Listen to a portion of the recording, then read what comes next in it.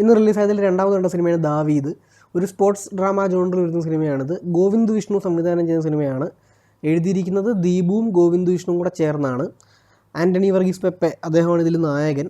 അദ്ദേഹത്തിൻ്റെ ഒരു strong zone ആണല്ലോ ഈ ആക്ഷൻ പരിപാടി. ഇതിൽ സ്പോർട്സ് ഡ്രാമ എന്ന് പറയുമ്പോൾ സ്പോർട്സ് എന്ന് വെച്ചാൽ ബോക്സിംഗ് ആണ്, ഇടി, അതാണ്. ബോക്സിംഗ് ഫൈറ്റും ഉണ്ട്, അല്ലാത്ത ഫൈറ്റും ഉണ്ട്, രണ്ടും ഉണ്ട്. സ്പോർട്സ് ഡ്രാമയിലുപരി ഒരു പ്രോപ്പർ ഫാമിലി എൻ്റർടൈനറായിട്ടാണ് എനിക്ക് ദാവീദ് തോന്നിയത്. ടീച്ചർ കണ്ടപ്പോൾ ഒരിക്കലും ഇതിൽ കോമഡി അല്ലെങ്കിൽ ഫാമിലി ഇമോഷനൊക്കെ കാര്യമായിട്ടുണ്ടാവുമെന്ന് പ്രതീക്ഷിച്ചില്ല. പക്ഷെ അവരുടെ ടീം ഇൻ്റർവ്യൂസിലൊക്കെ അത് പറഞ്ഞായിരുന്നു. അത് പ്രോപ്പർലി അവർ സത്യമാണ് പറഞ്ഞത്. അതായത് കോമഡി വർക്കാവുന്നുണ്ട്, ഇമോഷൻസ് വർക്കാവുന്നുണ്ട്, പിന്നെ നമുക്കൊരു അഡ്രിനാലിൻ റഷ് പല സീനിലും കിട്ടുന്നുണ്ട്. Especially first half. ഈ സിനിമയുടെ ഏറ്റവും വലിയ പോസിറ്റീവ് ഫസ്റ്റ് ഹാഫാണ്. കിഡിലൻ ഫസ്റ്റ് ഹാഫ് ആയിരുന്നു. ഭയങ്കരമായിട്ട് വർക്കായി ഫസ്റ്റ് ഹാഫ് ഈ സിനിമയുടെ. അത് പ്രോപ്പർ സിനിമാറ്റിക്കാണ്, റിയലിസ്റ്റിക്കോ പരിപാടിയൊന്നുമല്ല.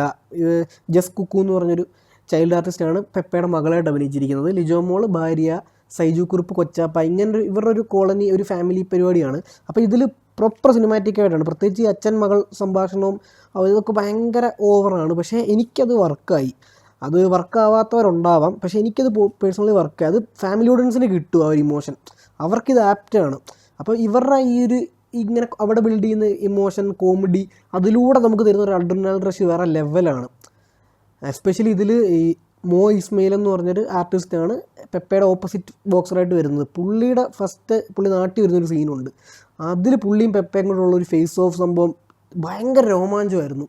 അത് ഞാൻ കണ്ടപ്പോഴേ ഈ ഒരു എഴുത്തെ പുതുമയുള്ള എഴുത്തൊന്നുമില്ല, പക്ഷേ തിയേറ്ററിൽ പിടിക്കാൻ വേണ്ടിയിട്ട് ചെയ്ത ആ ഒരു എഴുത്ത് എനിക്ക് ഭയങ്കരമായിട്ട് വർക്കായി. ഫസ്റ്റ് ഹാഫ് എനിക്ക് ഭയങ്കരമായിട്ട് ഇഷ്ടപ്പെട്ടു.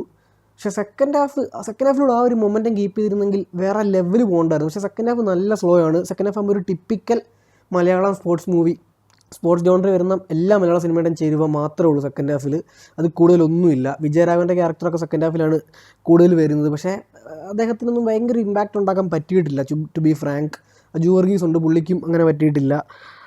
സെക്കൻഡ് ഹാഫ് ഭയങ്കര സ്ലോയും ആണ്. അതിലൂടെ ഭയങ്കര പ്രഡിക്റ്റബിൾ, പ്ലസ് ഒരു ക്ലൈമാക്സ് ഉൾപ്പെടെ പ്രഡിക്റ്റബിളാണ്. അതിൻ്റെ കൂടെ ഒരു ഇമോഷൻ കുറഞ്ഞു പോയി സെക്കൻഡ് ഹാഫ് ആയപ്പോഴത്തേക്ക്. ഫസ്റ്റ് ഹാഫിന് ഒരു ലെവൽ സെക്കൻഡ് ഹാഫ് ഉണ്ടായിരുന്ന മസ്റ്റ് വാച്ച്, വേറെ ലെവല് പോകേണ്ട സിനിമയായിരുന്നു.